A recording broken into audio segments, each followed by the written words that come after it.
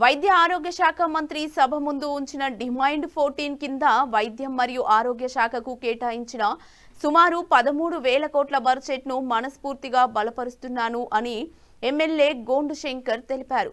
ప్రభుత్వ ఆసుపత్రుల్లో డాక్టర్లు లేకపోవడం, మందుల కొరత, రోగులకు అవసరమైన మౌలిక సదుపాయాల లేమి వంటి పరిస్థితులు నెలకొన్నాయి.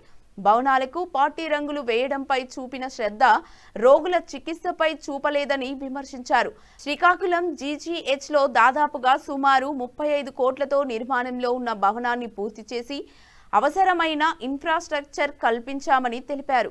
ఇటీవల డయేరియా వ్యాప్తి సమయంలో ముఖ్యమంత్రి నారా చంద్రబాబు నాయుడు, మున్సిపల్ మరియు ఆరోగ్య శాఖ మంత్రులు, హెల్త్ డిపార్ట్మెంట్ సిబ్బంది సమన్వయంతో పరిస్థితిని పూర్తిగా అదుపులోకి తెచ్చారని పేర్కొన్నారు.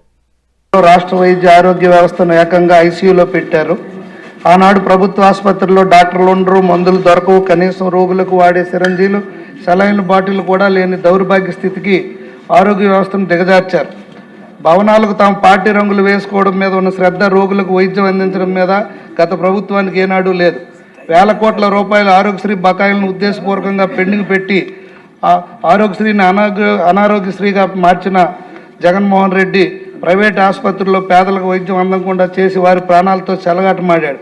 5 ఏళ్ల వ్యవస్థను నాశనం చేసిన వారు ఇప్పుడు అపోజిషన్లో కూర్చొని మనకు నీతులు చెబుతున్నారు.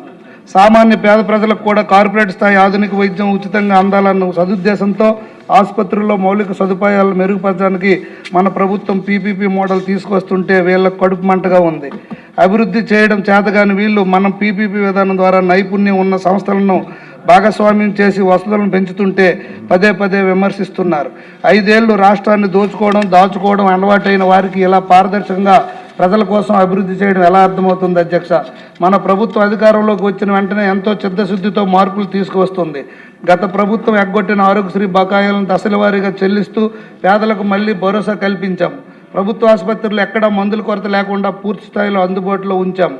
మారుమూల గ్రామాల్లో సైతం ఉచిత వైద్య క్యాంపులను విస్తృతంగా నిర్వహిస్తూ వైద్యాన్ని ప్రజల ముంగిటి తీసుకువెళ్తున్నాం. ముఖ్యంగా మా శ్రీకాకుళం లాంటి ప్రాంతాల్లో సహా రాష్ట్ర వ్యాప్తంగా ఆసుపత్రుల్లో మౌలిక వసతుల కల్పనకు ఖాళీగా ఉన్న పోస్టుల భర్తీకి యుద్ధ ప్రాతిపదికన చర్యలు తీసుకుంటున్నారు. రాష్ట్రంలో ప్రతి పేదవాడి ఆరోగ్యాన్ని శ్రీరామ రక్షగా నిలుస్తూ రాష్ట్రాన్ని ఆరోగ్య ఆంధ్రప్రదేశ్గా మార్చేందుకు మంత్రి గారు ఈ చర్యలు తీసుకుంటున్నారు.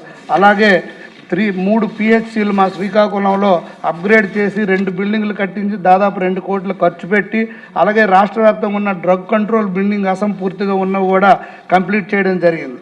అలాగే శ్రీకాకుళంలో జీజీహెచ్కి దాదాపు 35 కోట్లతో ఉన్న అసంపూర్తిగా ఉన్న బిల్డింగ్స్ని అవి కూడా పూర్తి చేసి దానికి కూడా ఇన్ఫ్రాస్ట్రక్చర్ కూడా ఇవ్వడం జరిగింది అధ్యక్ష. అదే కాక మొన్నే డయేరియా వచ్చి శ్రీకాకుళంలో డయేరియా వచ్చినప్పుడు ప్రభుత్వం తక్షణమే స్పందించి సీఎం గారు అలాగే